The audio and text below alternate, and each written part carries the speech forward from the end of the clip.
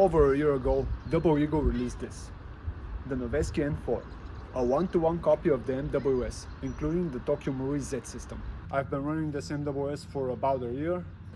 I've took it to milsims, night games, freezing cold temperatures, hot summer heats. This thing has not failed me yet. And in today's video, I'll be going over my experience with it and hopefully help you decide if this MWS Clone is worth your money.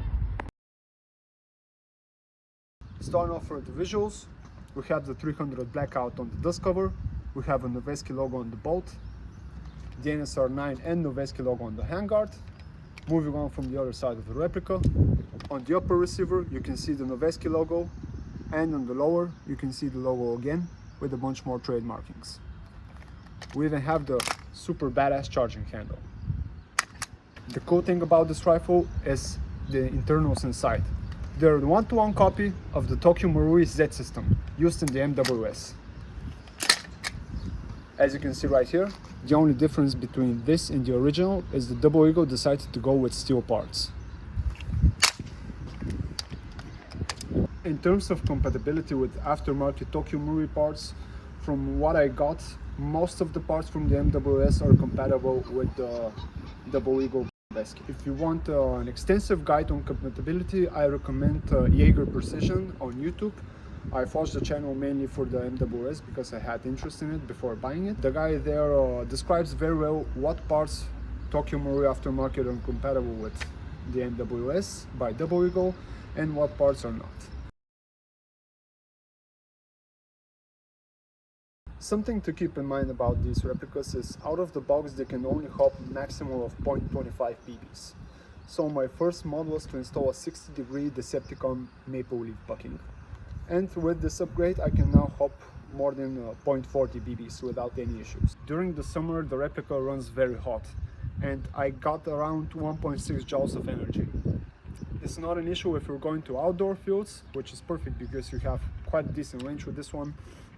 The problem is that it's advertised as a 1.0 joule replica meant for CQB. So you can imagine my shock when I went to a CQB terrain for the first time with this replica and they told me that I can't play it. Because in my region, the limit for a CQB replica is 1.2 joules. This is not an issue during the winter though, when the performance is around 0.8 to 1.0 joules. Then it's perfect for CQB. But just to keep in mind, if you get this gun, it runs hot during the summer, my best advice is to install an impasse or get a shorter, wider barrel to get these joules down somehow. Okay, next we're going to MWS, we're going to Chrono with a couple of. Okay, first shot. 1.8. Wow. That's a lot of damage. 1.6 joules. So, yeah, 1.6. Moving on to shooting tests with the Noveske, we have 0.32 BBs with 150 psi green gas. We have a target distance of 10 meters, and let's see how this replica handles.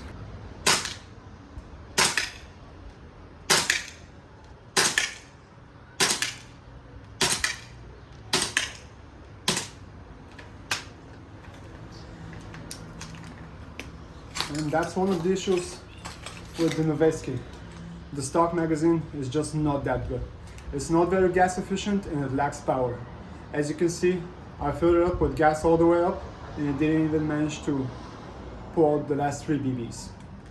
So, one of the major and most urgent mods that you can make on the Noveske is simply to get one of these. The gun's modified PMAX, specifically made for the TOKYOMARUI MWS system and its clones. With these magazines, the replica truly shines and goes to its full potential, utilizing the TOKYOMARUI Z system to its fullest. The kick is much more powerful and the consistency is much better. So at distance of 10 meters, and keep in mind that it's quite windy today, we have a good grouping.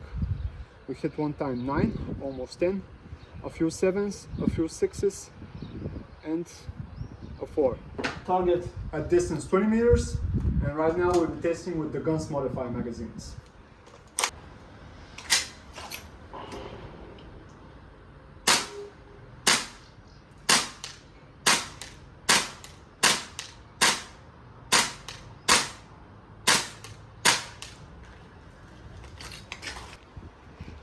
So at 20 meters, we can see that the spread is a bit wider. We have mostly 1s and 2s. We have a 4, another 1 here, a 2 down here, and we have a 6 and an 8. And a couple more shots out of target. The final range test is at 30 meters. Again, we're going with the Guns Modified P-Max.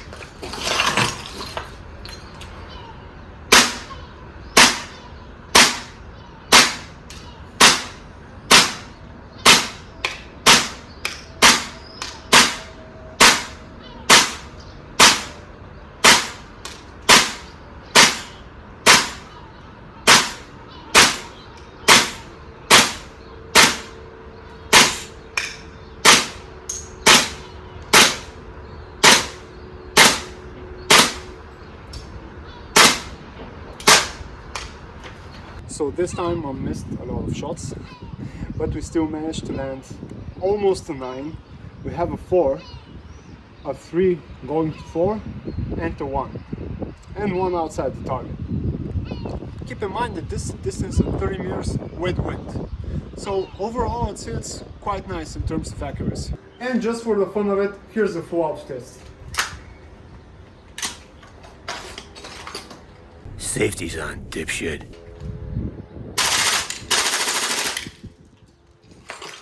It's awesome. So from 10 meters distance on full auto, we got an 8 and a 9. We got a 6, a couple of 5, 4, 3. We got another 3. And yeah, that's about it. So the pros are that the TOKYOMARUI set system proves very capable when paired with an aftermarket magazine such as the Guns Modify or using the original TOKYOMARUI magazines. Another pro is that this replica is compatible with almost all TOKYOMARUI aftermarket parts and upgrades. The cons: a weak stock magazine that really holds back the potential of this replica. The other con I can say is probably the fact that it was advertised as a 1.0 jaw replica for CQB, but in reality during the warm months it's more than 1.2, which is the limit for my fields here. I would personally give the Noveske an 8 out of 10. It's a very well built, sturdy replica that has lasted more than a year without any major issues, no parts broke, and I had to replace nothing inside. As a first gas blowback replica, I highly recommend this to anyone who's trying to get into the GBBR scene. So anyways, that was all from me for this review. Thanks for watching. Don't forget to like and subscribe.